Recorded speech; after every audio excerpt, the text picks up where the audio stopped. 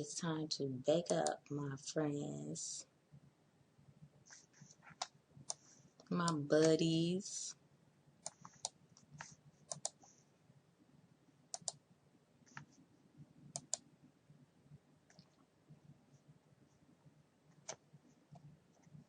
Let's bake up so we can wake up.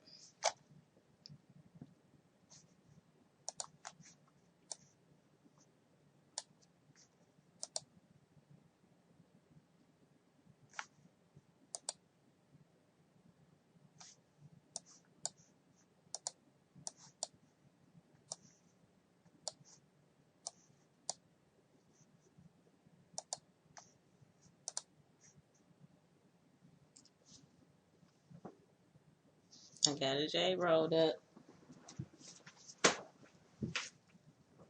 Oh, yeah.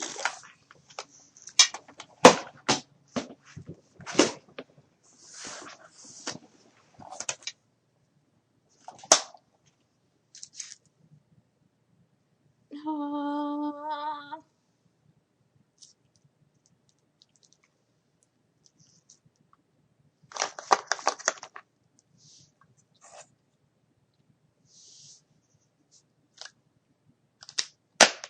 Wait a minute.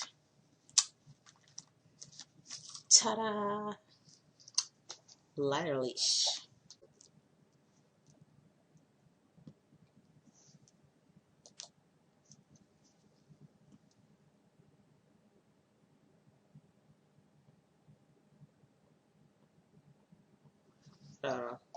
It's better when I see myself doing it. Somehow, I guess it gives me focus. When I see myself from your point of view, I can see the O's when they start to form, and it helps me create that pattern, I guess. Let me see.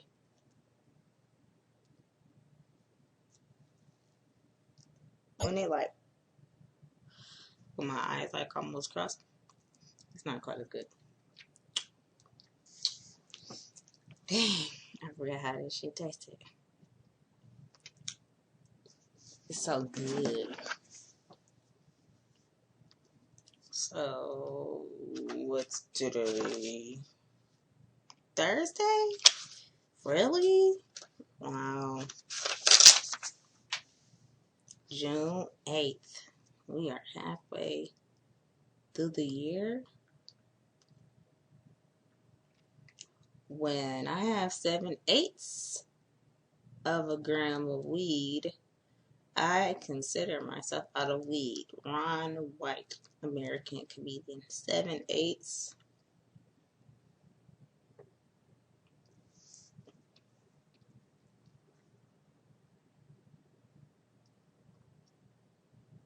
Seven eighths.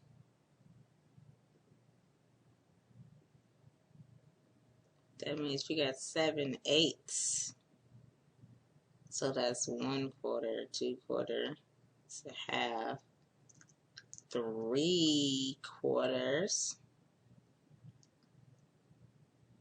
4/4 is an ounce. So when you like smoking 1/8 piece out of weed, or 7/8 of 1 gram, I don't get it. Whatever.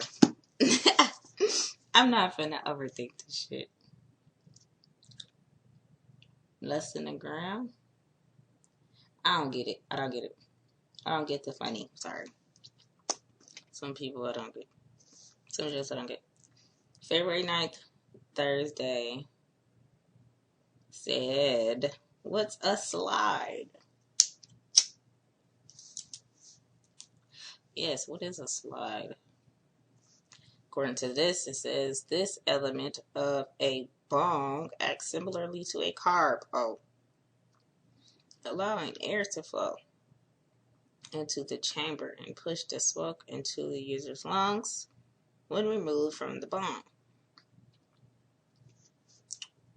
Unlike with a carb, the user does not need to actively cover a hole to work the apparatus, but instead simply leaves it slide in place when pulling the hit and removes it when it is time to inhale The delicious smoke. Oh, that's the difference too.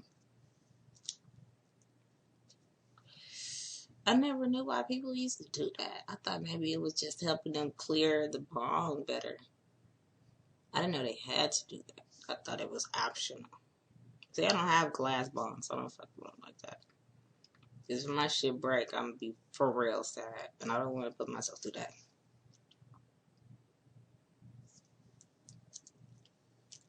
In most cases, this life serves double duty as the receptacle into which the marijuana is packed before being smoked. Smokers attempting to make the transition from carb to slide should observe others first.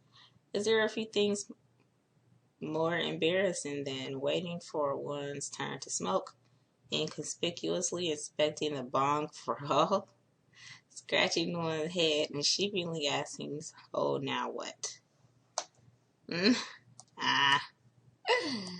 That's funny, but whatever. If you don't know how to use it, I'd rather you ask instead of just like doing like that dude that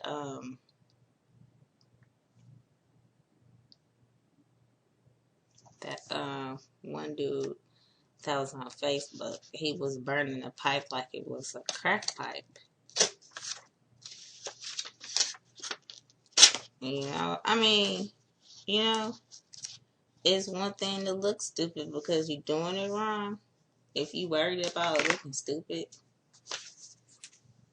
But it's another thing to look stupid because you didn't ask. So that's why you're doing it wrong. And you know, it's one thing to look stupid to ask. If that's what I mean. It's one thing to look stupid to ask how to do something. If that's how you feel, you're going to look stupid because you ask for help. I don't ever feel like that. Be like, if a motherfucker don't want to help me, I'm going to be mad because obviously I need that fucking help. I wouldn't have asked. I could do it my damn self.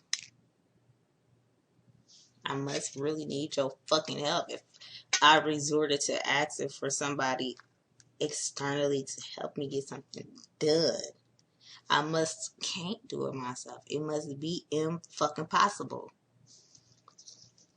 So I'm gonna ask how to fucking do it. And if you feel like I'm stupid, then I'm gonna really be mad at you for making me feel like I had a friend and I did it. Because you're trying to make me feel like something that I'm not. Because I asked you how to help me. Asked you for some fucking help. So looking stupid because you just being stupid is one thing. But like I said, for somebody else to make you feel stupid because you ask for help, that's something else. That's just my opinion. That's just being an asshole. If you're going to make somebody feel stupid for asking the question, you need to rethink your friends. Get a new friends list. That's just my opinion. I have zero tolerance for any type of baloney crap. Baloney crackers. Baloney bullshit crackers.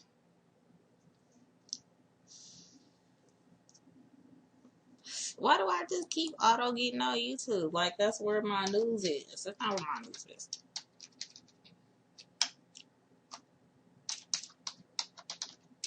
I know. I used to fuck with, no, I still fuck with YouTube. I was gonna say, I used to fuck with Facebook, but now I fuck with YouTube all the time.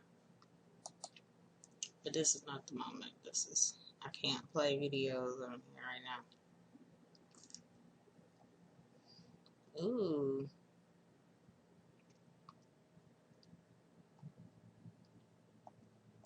Breaking news. No one has ever died from a cannabis overdose. How is this breaking news?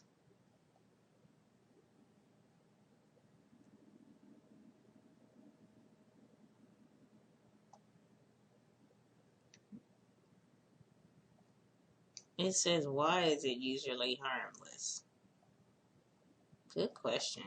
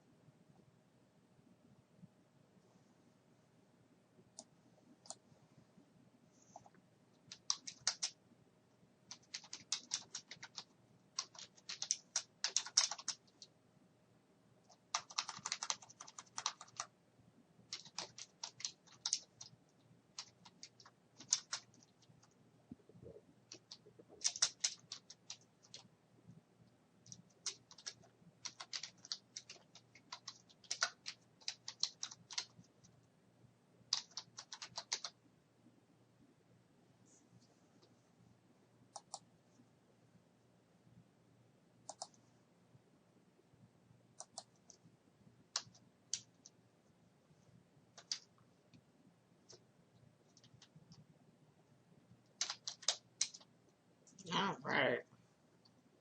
International. No. International. One more letter, one more letter. Come on, let me fit it in. One more letter. Yes. All right. Zero weed deaths and why. That's what we on. But it says here, breaking news. No one has ever died from a cannabis overdose. Like, yeah, that's not breaking news, but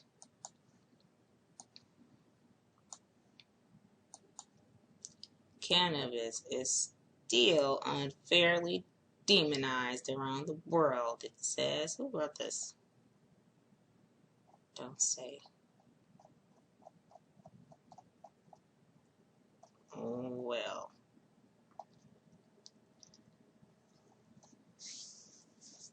Questionable newspapers like the Daily Mail sometimes even blame it for individual deaths.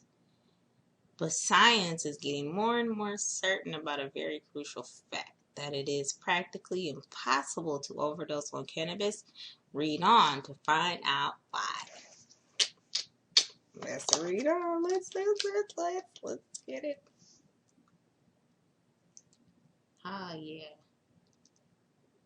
Don't you just love greasy lipstick? Make you wonder, is there well fat in it? Or is it well feces in it?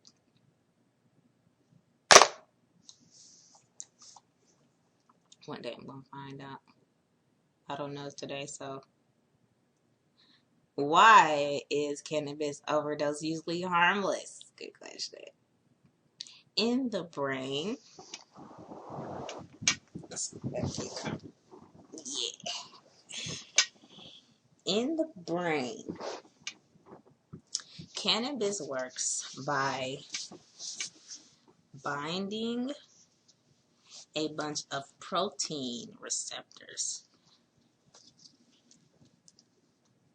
and exerting effects on all kinds of physical functions like mood, perception, appetite, and so on. In fact, if it wasn't for those effects on mood and perception, society probably wouldn't value it so highly as a recreational drug. Very true, but that don't make sense if mood and perception dysfunctions is a medical issue. Anyway, that's just my opinion. My 2 cents. As well as cannabis,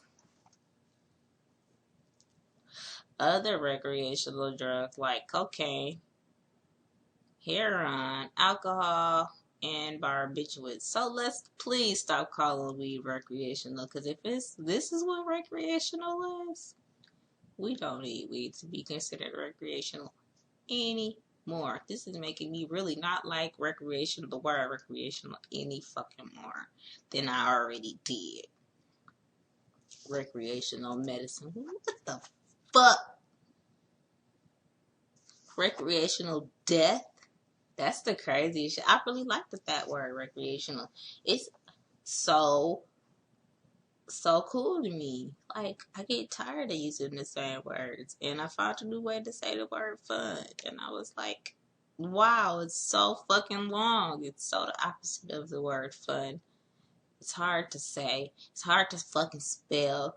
And you really gotta look in the dictionary to make sure that's what it means. I didn't do that, but I'm just assuming. Anyway, I think I might have did that because I don't know. I forgot. I don't even know. That's not why I remember. That's how I know that's what it means. But anyway, people gotta make it unfun to say some words, right? And I just get tired of using the same words. So I was like, recreational, that's my shit. But now, I'm like, let's just get weed out of that category, please. It's just not, no. I mean, let's prove a point. Yes, weed is harmless. Let's do recreational to prove that point only. That's all I was on. Just to prove a motherfucking point. Now, I think it needs to go under the train. Because, now this isn't a reason number 2, because cocaine, heroin, alcohol, and barbiturates are recreational. And then drugs, period, can be recreational. Like, I'll find it fun to be on heroin. I've never been on heroin, I'm just saying. From what I've seen on YouTube. Can't even say on TV because I watch too many documentaries for TV. TV is not for me. TV is for when I want to go off to fantasy world and pretend that things are like that in reality. When I want to watch a fantasy, I will watch TV. When I want to watch some real shit, TV is the last place I go. Anyway. No more recreational. Okay, let's see. Let's go back to what he said. Ooh. I hate talking about other drugs because they just trips me the fuck out. I don't know if this shit is true about other drugs. I just don't like the thought of it either. But I gotta keep going. I gotta stop being sensitive. As well as cannabis, other recreational drugs like cocaine, heroin, alcohol, and barbiturates they also work by binding to receptors in the brain. Okay. That's what enables all these drugs to exert their weird and unusual effects on mood and perception. I don't want my perception to be off. Just want it to be right. So far, cannabis seems like any other recreational drug, right? No.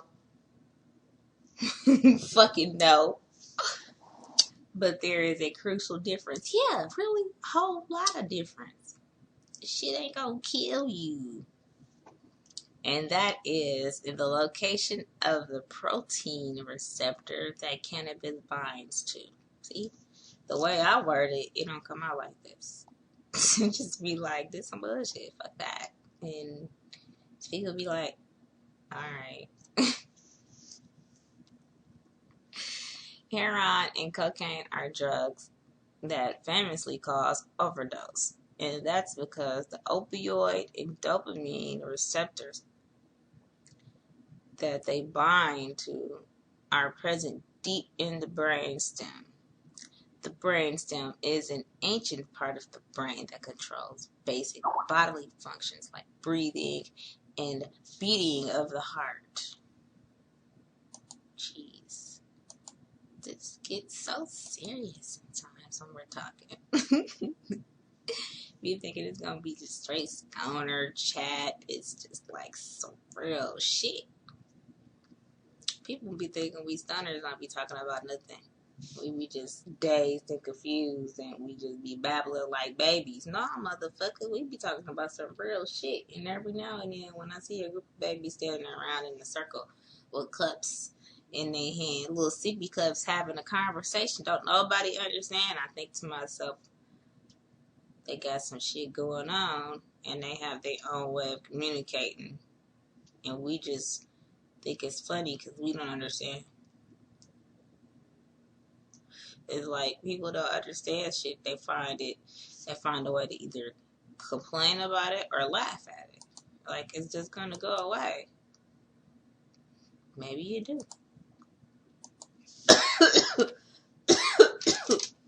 Can't got them outside. Take all your blood in my throat.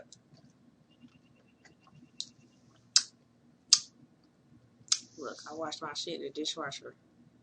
I forgot to take it out. Oh, you can't even tell on the camera. Oh, well, never mind. It look kind of orange. You can't even tell. No, well, whatever.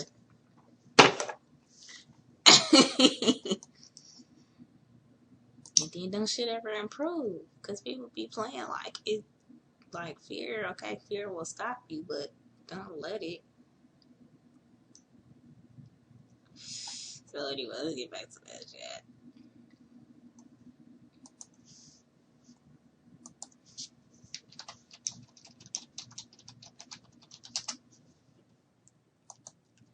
When the receptors in the brainstem get flooded with too much of the non-native compound like heroin or cocaine, it can actually cause respiratory or cardiovascular failure.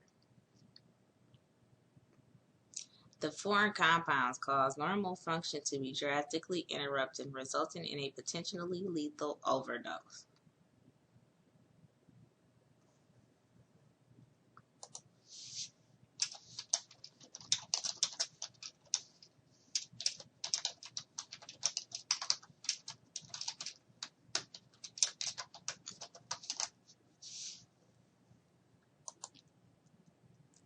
But cannabis neatly sidesteps all of that. The cannabinoid receptors of the endocannabinoid system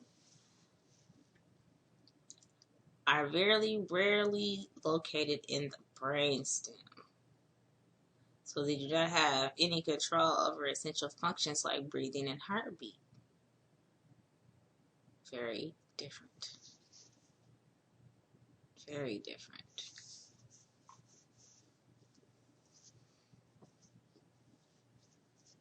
This means we can essentially flood our brains with as much cannabis as it's physically possible to consume. And it won't affect the brain in ways that would make the lungs and the heart just stop working, as in the case with overdose of cocaine, heroin, or even alcohol. I only got a shot in this glass, I promise you. Maybe two, and this is the whole glass. Hen dog, by the way.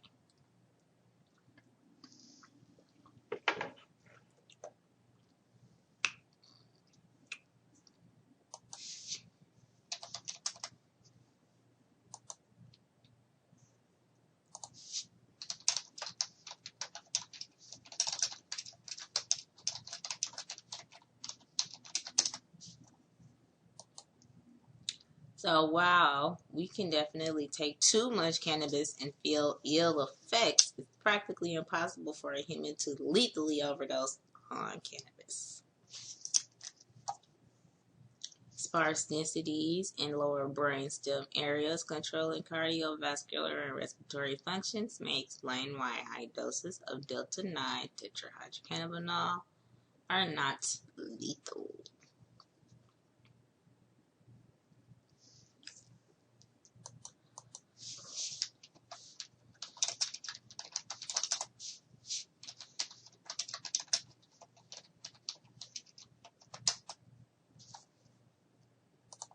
So how much cannabis can a human safely consume? As you may have gathered by now, it's possible to consume a huge amount of cannabis with no ill effect. But just how much are we talking here? Let's take a look. Good question. The way scientists typically work out a lethal dose of a substance is by giving it to a sample group of animals and seeing how much of the substance is needed to kill at least 50% of the animals. That dose is called the LD50, or the lethal dose 50%.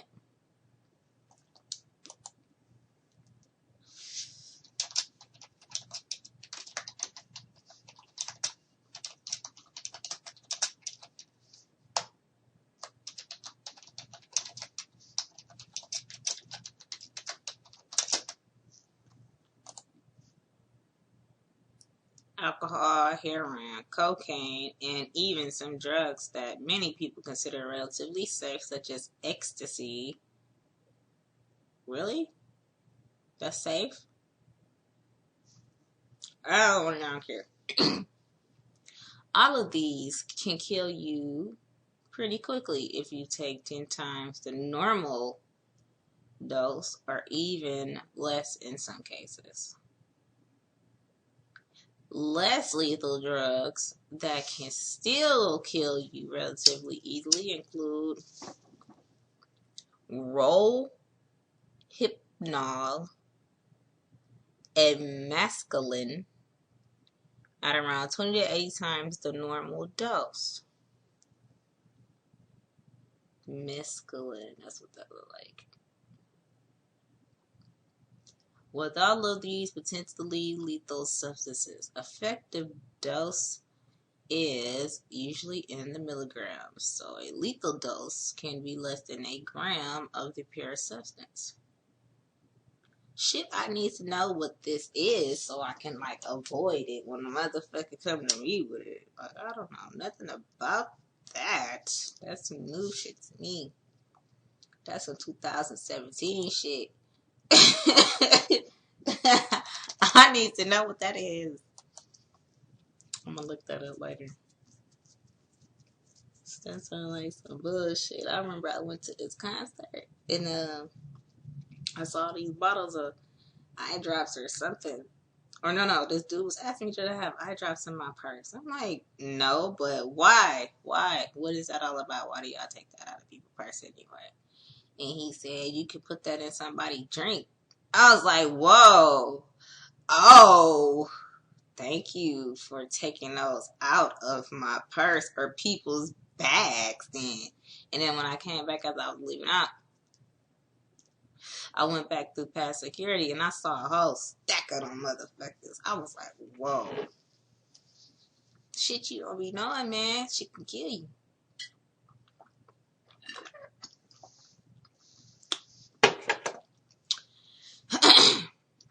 Woo. Crazy shit. But cannabis is different. According to various studies, the LD50 of THC may be up to a whopping 40,000 times the effective dose. So 40,000 times whatever you normally need to take to get high.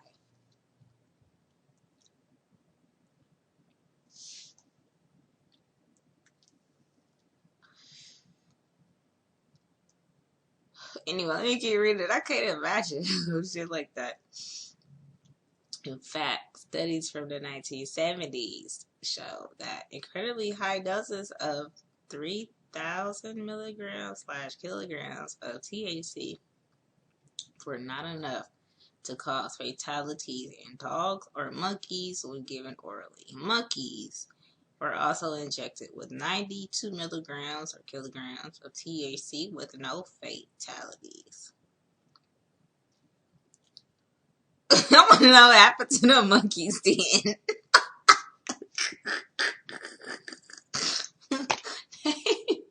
They bogus. What if the monkeys would have died? Nobody gives a fuck about these tested on animals, huh? Somebody gotta do it. Anyway, the non-fatal consumption of 3,000 kilograms a THC by the dog and monkey would be comparable to a 154-pound human eating approximately 42 pounds or 21 kilograms of a 1% marijuana or 10 pounds of 5% hashish at one time.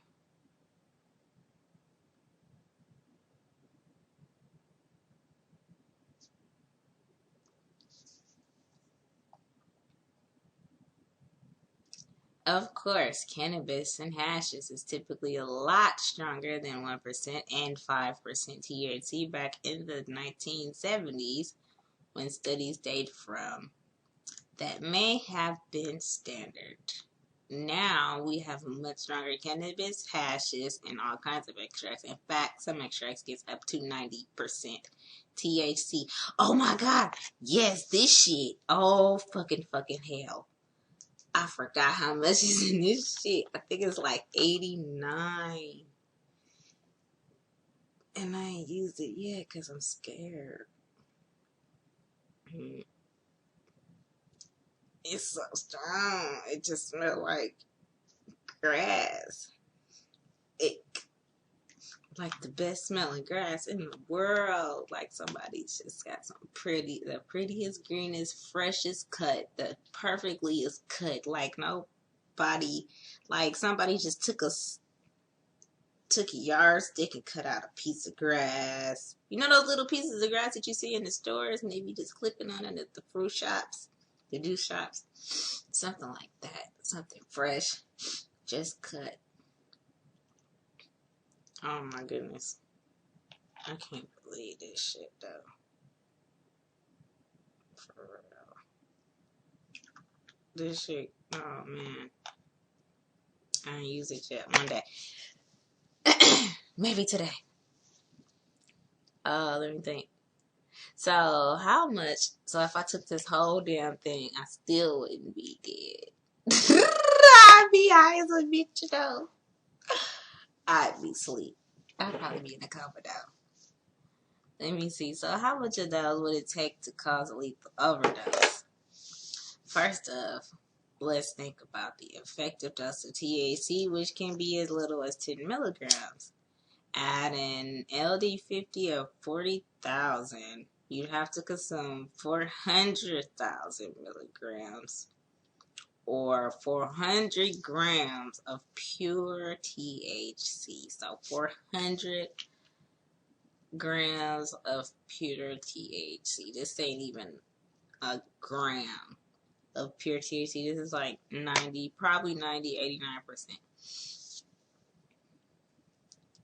400 of those to reach the lethal dose.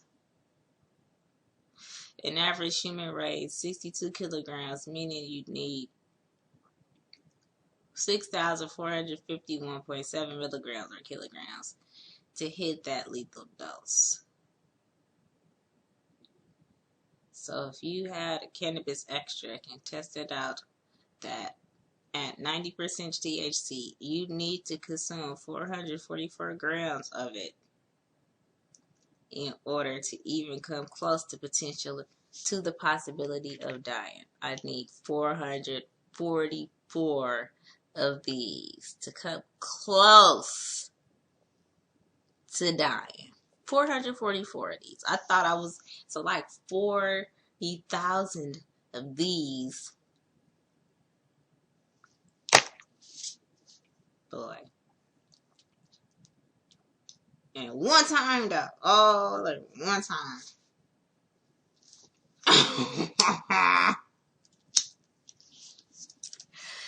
Wow.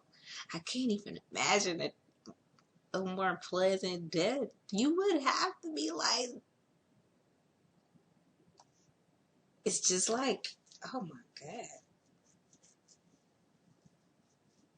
How would it kill you? They never said. They never said how you die. Would you die from ecstasy?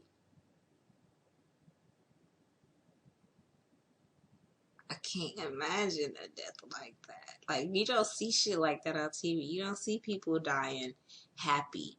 You see people dying in pain. And then in reality, you really don't see people happy about people's death. You don't see people at the funeral like, oh yeah, let's do the train. You know, running a soul train down the aisle.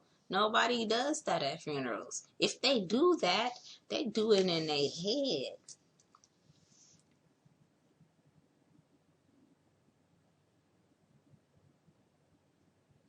You know, the only time I ever heard of somebody dying happy was when I heard on 1,000 Ways to Die, and there was this couple. They never had sex before. They were love virgins, and they got married and shit.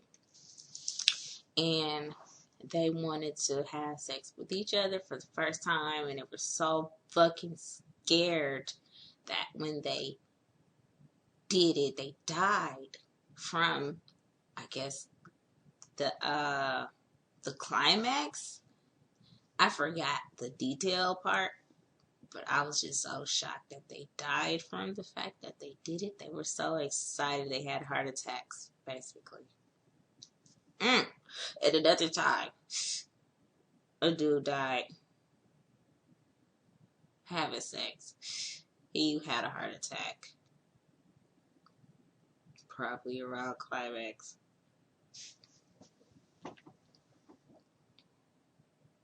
Hey, but like we always say, plenty shit can kill you, but plenty of shit can kill you when you can't. But they still didn't say how these animals died. They just, let me go back. They never said.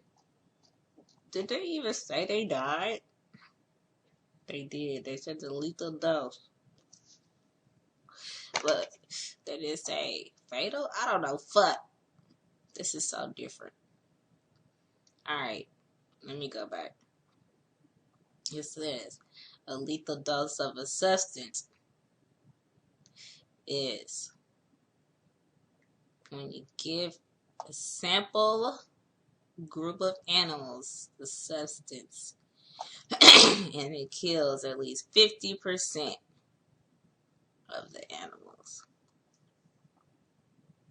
Again, it didn't say how though. How it kills. It says how alcohol, heroin them kills you quickly.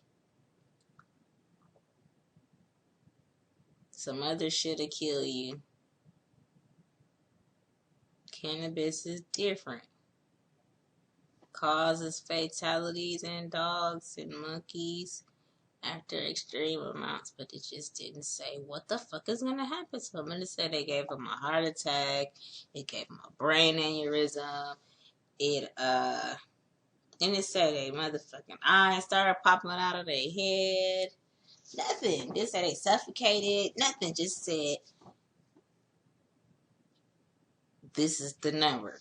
This is the impossible number that people gotta reach to try to kill yourself. And you know how much money you gotta have to kill yourself with weed, to try to kill yourself with weed. That is the most expensive. Got to be the most expensive, the most beautiful death ever.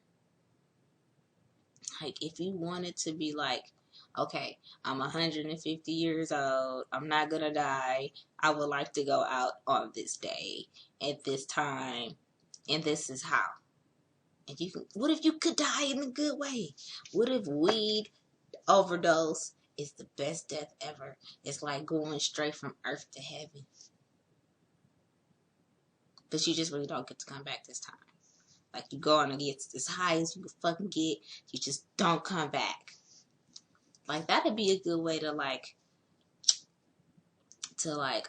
put dogs to sleep and shit, I guess. Maybe humans, because dogs, we don't really know what they feel. But we got a way to put them to sleep. But maybe that'd be a nicer way to put humans to sleep. That would be extremely fucking expensive. So that's the only reason I would say anybody wanting to die and pay for their death. I'd say, Todd. It's like, if you want to die, most likely you don't give a fuck how you feel going out. But then again, people do be scared to die. It's still expensive. It's the most expensive death. Like, how would you... People that kill themselves, I don't think they go all out and be like, oh, I'm going to spend a whole lot of money on this beautiful diamond-encrusted, pearl-wrapped gun before I blow my brains out. They probably just go find something. Be like, oh, I'm finna put my favorite dress on, get my hair and my nails. That's fucking creepy a thought, now that I think about it. That's stupid creepy, like. But I mean, for like sick people that are like terminally ill, that much weed ain't gonna save your life. Because that much weed, you would think it would save your life. It looks like so much weed can save your life. But when you go so fucking far, it can't reverse it. That's just so crazy to me. I can't get my mind around this shit. Weed killing anybody. Because so much weed will save you. Like, you could take so much weed and it'll save you because you got cancer. But if you don't have cancer, you can't take that much weed. You will be knocked the fuck out in a coma and shit, right? Some people could take higher doses. But it's just so crazy to think that, damn. Why would you want to take that much weed? Why would you want a dose that high that's going to kill you? And then if it kill you, it's going to take you out in a happy way. If you want to kill yourself and you're unhappy, you're probably not going to want to do something that's going to make you happy. So it's crazy. It's just crazy. That's just stupid crazy to me. You're going to go out happy even though you lived a horrible life in your mind? Like, well, I'm going to die happy no matter what. No. This doesn't seem like the thought process of somebody who's doing drugs that's going to kill them, only to kill themselves. Slowly or quickly. I just don't see it. It's a choice to live or die. You really have to make that choice consciously. So I can speak on it like I speak on it because it is a conscious choice. And it is a very selfish thing to do. It's extremely selfish.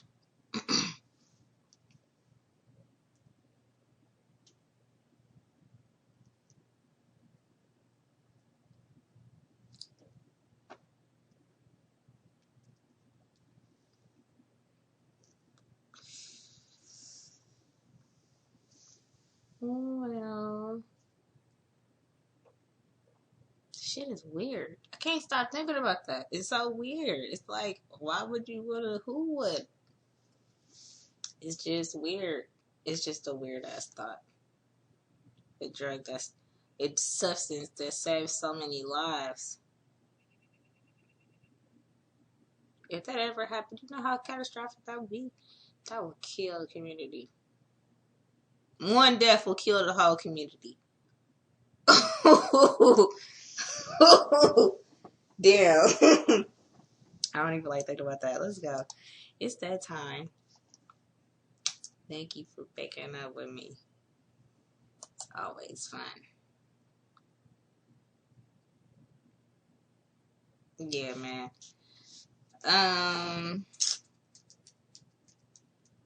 Have a dank ass, baked ass, high ass, incredible, edible ass day. How about that? Okay? No matter if it's going to be 104 degrees or 70 degrees.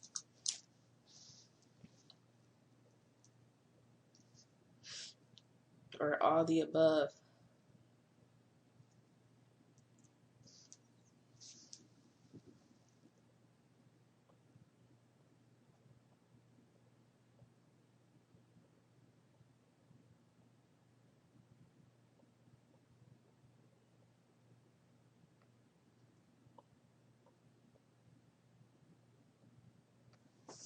Yep. I can see them forming when I look at it through the camera or a mirror.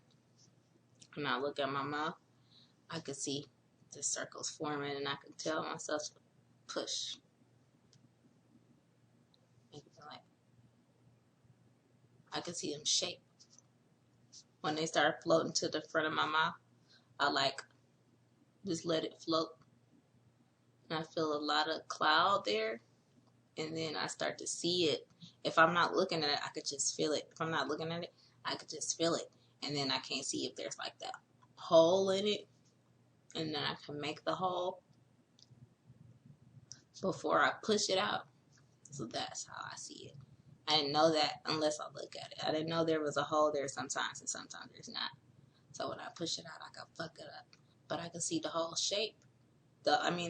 The O form when I'm looking at it in the mirror. So try looking at yourself below O's. so that you can practice what you're practicing. And that way, you're not just guessing if your O is going to come out right. You know, like try using your phone selfie mode or something like that. If you don't like having your own hand or stuff like that.